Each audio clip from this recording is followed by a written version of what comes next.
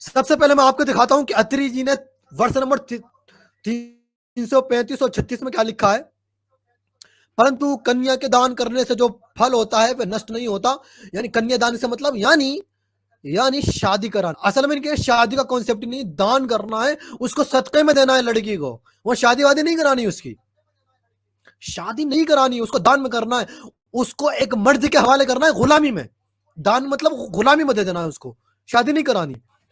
और इससे बड़ा कोई फल नहीं है, ये अत्रि जी कहते हैं, ये ऋषि है, इससे बड़ा कोई फल नहीं है।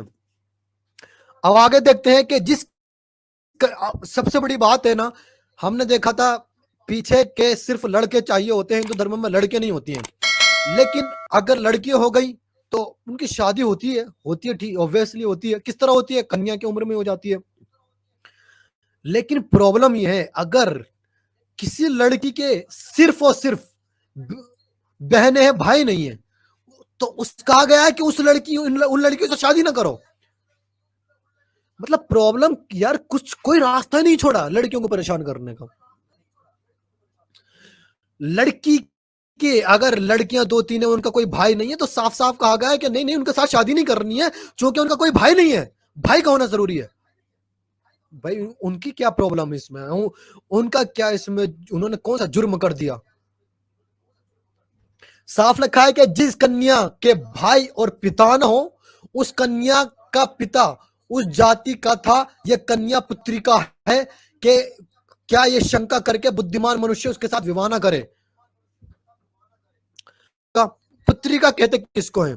अगर किसी बाप के सिर्फ बेटियां हैं और बेटे का होना जरूरी था, वो परेशान है, धड़ाधड़ बेटियां ही हुई चले जा रही हैं, तो वो क्या करेगा? अपनी बेटी की शादी एक मर्द से कराएगा और उस मर्द से ये कॉन्ट्रैक्ट करेगा कि मेरी बेटी के जो लड़का होगा वो मेरा होगा, ये तेरा नहीं होगा। और उस बेटी का नाम दिया गया पुत्री का। देख रहे हैं आप, अपनी बेटी ही के बेटे को बेटा बना लेगा। किस तरीके से?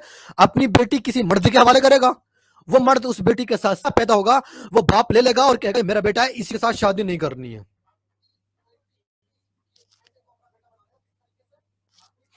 अब आगे देखते हैं कि सामवत्र स्मृति क्या कहती है इस बारे में। सामवत्र स्मृति कहती है वर्ष नंबर 66, वर्ष नंबर 67 और 68, कहते हैं 8 वर्ष तक।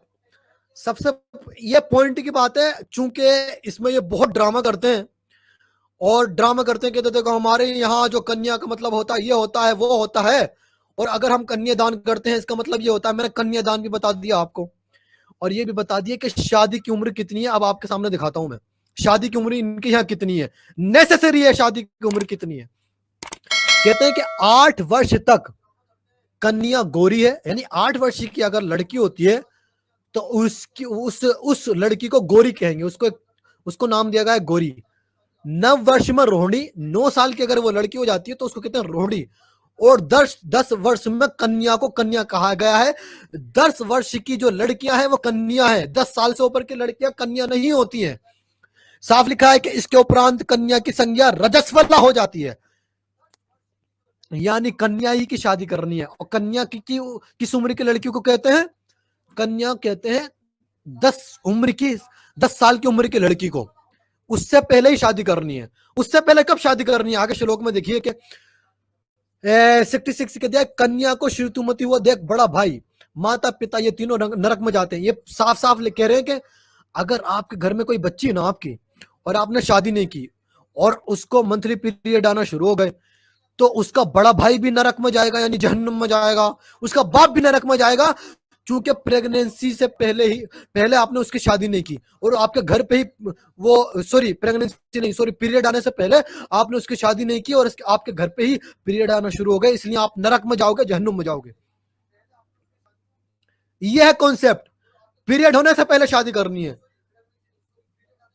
उसके 67 क्या कहता है कि इस कारण राज दर्शनों के बिना हुए ही कन्या का विवाह करना श्रेष्ठ है, यानी उसके मंथली पीरियड आने से पहले ही उसका विवाह करना, उसकी शादी करना सबसे बड़ी बात है। और फिर ये उम्र भी बता रहे हैं, आखिर में क्या लिख रहे हैं, 8 वर्ष की कन्या का विवाह करना परम श्रेष्ठ है।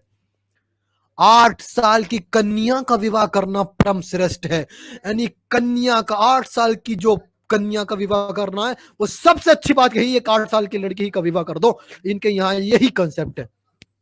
और ये दूसरों को चिल्लाते पड़ते हैं कि तुम्हारे धर्म में इतने साल की लड़की का, तुमने तो उसका उसूल बना दिया, कानून बना दिया, उसको नेसेसरी कर दिया कि 8 साल की कन्या कम से कम शादी करनी आपको। सबसे बड़ी अच्छी बात यही है, और आपने उसूल बना दिया। मेरी आवाज आ रही है सभी हजरात को? प्लीज बताएं, जो भी थोड़े बहुत हजरात हैं प्लीज बताएं, आवाज आ रही है मेरी क्लियर आपको? जी, अब देखिए पराशर स्मृति ने बिल्कुल खुल के बताया है कि क्या बताया कि 8 वर्ष की कन्या को रोहिणी कहते हैं और 10 वर्ष की कन्या को कन्या कहते हैं, 10 साल की लड़कियों को कन्या कहते हैं। ठीक है, लड़की को उसके उपरांत रजस्वला हो जाती है, उसके बाद तो उसको फिर पीरियड आना शुरू हो जाते हैं। कन्या तो प्रत्येक महीने में उसके रजक पान करते हैं। पता है क्या मतलब है? यानी कि कम से कम साफ लिख रहा है कि रजस्वला होने तक के जो पीरियड से खून निकलता है ना, उस खून में नहाते हैं उसके माँ बाप। अगर आपने उसके पीरियड शुरू होने से पहले उस लड़की की शादी नहीं की, कन्या को जिसका विवाह ना हुआ हो, रजस्वला को देखकर माता पिता बड़ा भाई ये तीनों नरक में जाते हैं। यानी ऐसी लड़की जिसका आपने शादी नहीं की है, पराशर जी साफ साफ कह रहे हैं, ऐसी लड़की जिसकी आपने शादी नहीं की और आपके घर पे ही उसको पीरियड आना शुरू हो गए, तो उसका बड़ा भाई भी नरक में जाएगा, बाप भी नरक में जाएगा, मां भी नरक में जाएगी, क्योंकि आपने उसकी शादी नहीं की उससे पहले। तो आगे तो उसका पूरी तरीके से बॉयकॉट कर दिया है कि अगर कोई मर्द ऐसी लड़की से शादी करता है जिस लड़की को पीरियड आना शुरू हो गए तो उसके घर पे ही, और ऐसा ब्राह्मण ऐसा करता है तो उसका बॉयकॉट कर दो, उसको ब्राह्मण के स्टेटस से हटा दो, उसको ब्राह्मणों की लाइन से खत्म कर दो, उसको दूर भगा दो, क्योंकि उसने पाप किया है, उसने ऐसी लड़की से शादी कर दी जिसको पीरियड आ रहे थे। तो ये कॉन्सेप्ट है इनके यहाँ पर। भाई दोस्तों बताते रहा करें, अगर आवाज बीच में कोई गड़बड़ हो जाए तो प्लीज बीच में बताते रहा करें। आपको आवाज मेरी ठीक ठाक आ रही है?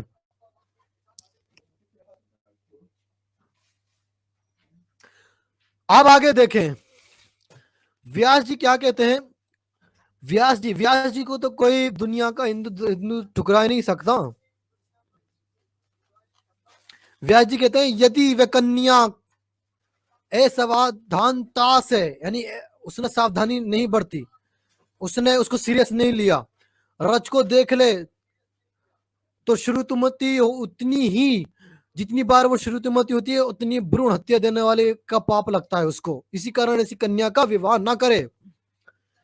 वही बात जो पराशर जी कह रहे हैं, वही बात व्यास जी कह रहे हैं। क्या कह रहे हैं कि देखो अगर आपने लड़की की शादी नहीं की है और आपकी लड़की, आप उसको मंथली पीरियड शुरू हो गए हैं, तो फिर आपको हत्या का पाप लगेगा, ब्रह्म हत्या का पाप और भ्रूण हत्या का पाप लगेगा, सॉरी, और भ्रूण हत्या का पाप लगेगा।